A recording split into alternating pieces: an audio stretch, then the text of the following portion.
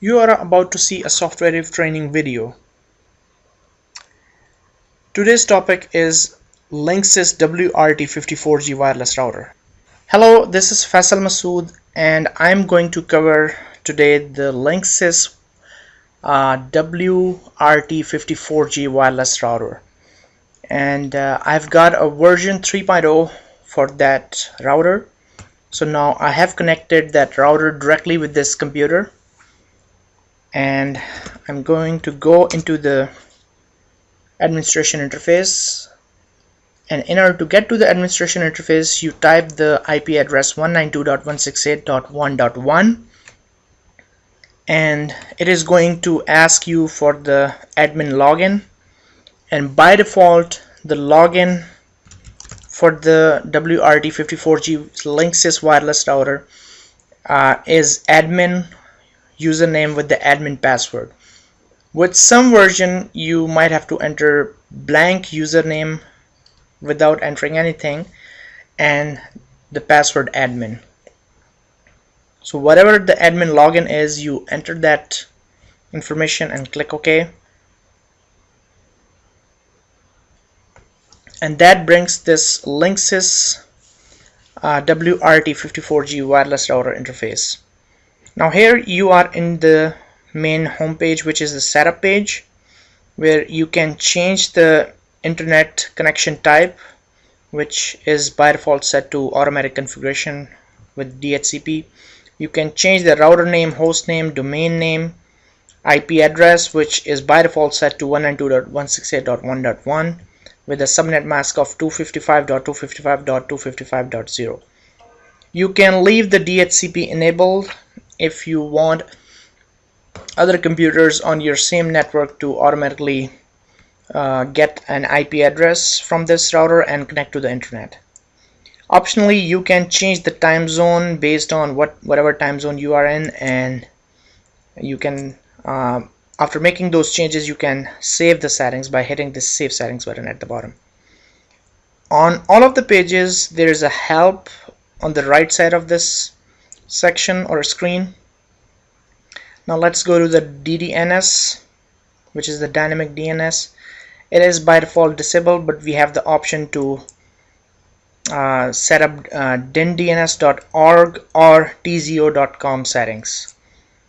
And what those are, basically, as your IP address gets changed by the ISP with the dynamic DNS settings, that will get updated automatically, and you can use that friendly DNS name to remotely access your services.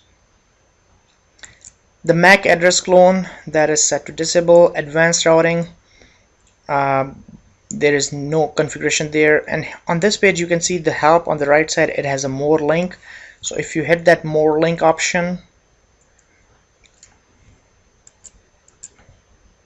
it brings the help in the new page where you can review the help, and you can close the window to go back to the previous page. Now one important thing here is, like, on the top right side of this screen it shows the wireless router name, which is WRT54G, and it also shows the firmware version of it, which is currently 4.21.4. and as Cisco Linksys, they release the new versions, the firmware versions. You can download and install those firmware versions. Now if you go to the wireless setting,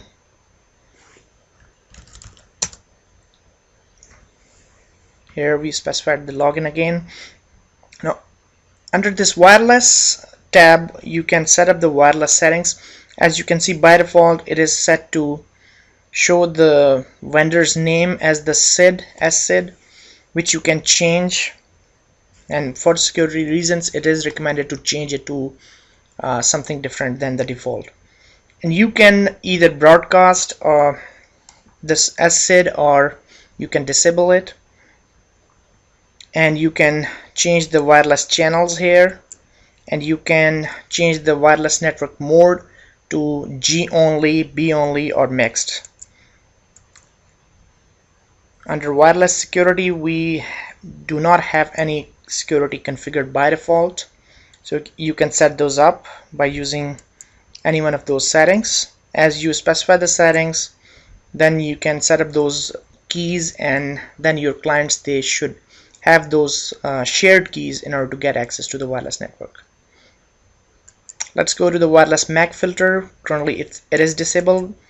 Under the wireless MAC filter page, if you enable the wireless MAC filter, it allows you to prevent or permit clients based on the MAC addresses, and you can set those MAC addresses by clicking this edit MAC filter list. And within this MAC address filter list, you can add the MAC addresses of the clients which you would like to allow to access the wireless network. Now under the advanced wireless settings page, you can optionally change some of the wireless settings here, and we will leave all those things as is.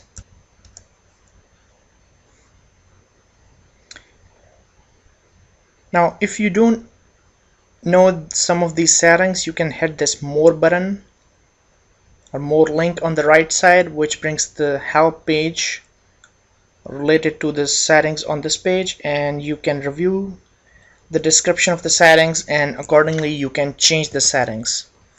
Now let's go to the security tab. Within the security tab, the first page is the firewall, which has by default these three options checked, which blocks the anonymous internet requests, filtered the multicast, and filtered the ident port 113. Now if you go to the VPN sub-tab, you can see by default all those three VPN protocols, IPsec, PPTP, and L2TP, they are enabled. So based on your configuration, you can either leave those enabled or disable for extra security. Under the access restriction page, we have the option to define internet access policies, and here you can basically allow, deny computers based on day of the week or the time of the day, or optionally you can block certain services, or you can block certain URLs or certain keywords. Let's go to the application and gaming. Under applications and gaming section, you can define a single port which you can configure as a forward port to allow certain protocols. Say for example, if you want to enable FTP access, you can set up that, and then you can, under this to IP address, you can specify the IP address of your internal server where that service is running, and then you can enable it.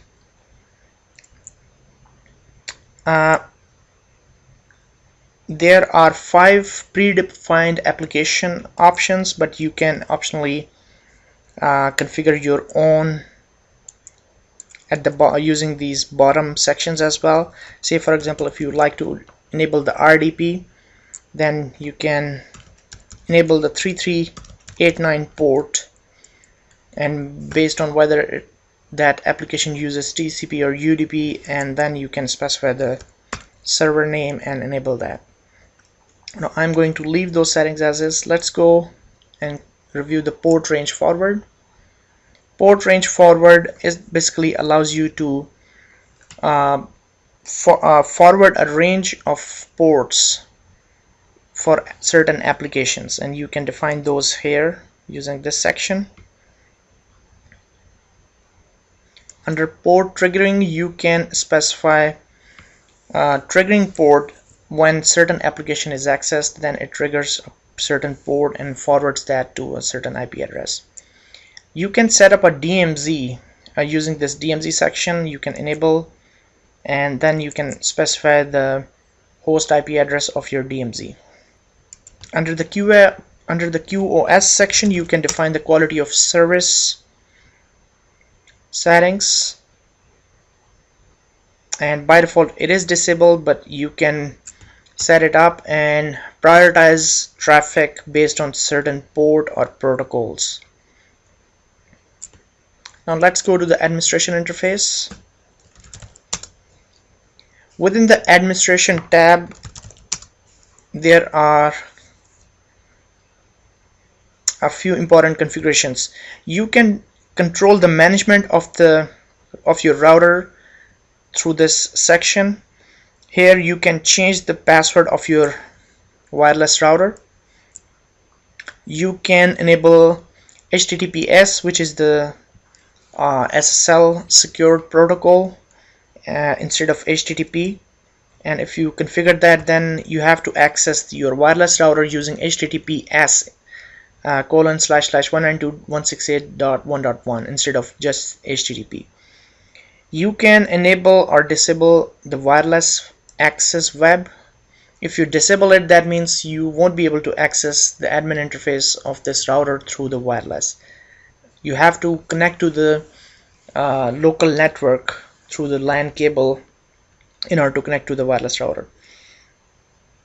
You can enable the remote management. That means you can remotely administer this router, and at the bottom you can see some of the configurations are enabled and some are disabled. Under this log section, you can see that you can enable the log settings, and which allows you to review the incoming log or the outgoing log, which represents the traffic which comes in or out of the router. Under the diagnostic subtab, you can test the ping, or you can use the trace route tests. Under the factory default section, you can reset your router to the factory default settings. Say for example, if you have changed a lot of settings in these sections, you can reset to the factory defaults by setting this setting to yes and hitting the save setting button at the bottom. And that helps you to resolve some of the issues if you change something and if you don't know how to revert back, or you forgot to note down your settings. You can go to the firmware upgrade section to download the latest firmware versions of this Linksys router, and then you can browse those and upgrade those using that option. Now, in order to download the firmware upgrades, you go to the Linksys site, and then you specify this version of the router, which is WRT54G, and then you check the dates and download the recent version from their website. Now let's go to the configuration management tab. In this management tab, you can back up your configuration settings. Like if you have changed a lot of settings on different tabs and different pages, and you would like to keep a backup of it, you can click this backup button, and it automatically allows you to download this .cfg file, and then you can save it for your configuration management. This way, if you want to change certain important settings and you are not sure that what would be the impact of those settings, you can back up your settings, make those changes, and once you are comfortable with the change, then you can keep on using it. Or if you want to restore it, then you can use this restore option at the bottom by using the browse button, browse to that .cfg file which you saved in the previous step and restore it. The status section shows the firmware version and some of the router information, and it also has the DHCP release and renew buttons there. If you go to the local network tab, it shows the starting IP address, the ending IP address, some of the IP configurations. You can click on this DHCP client table button to see all the clients who has acquired an IP address from the DHCP running on this Linksys router. The wireless tab, it shows the wireless information, and that covers this whole Linksys WRT54G router configuration and how you can work with the administration interface.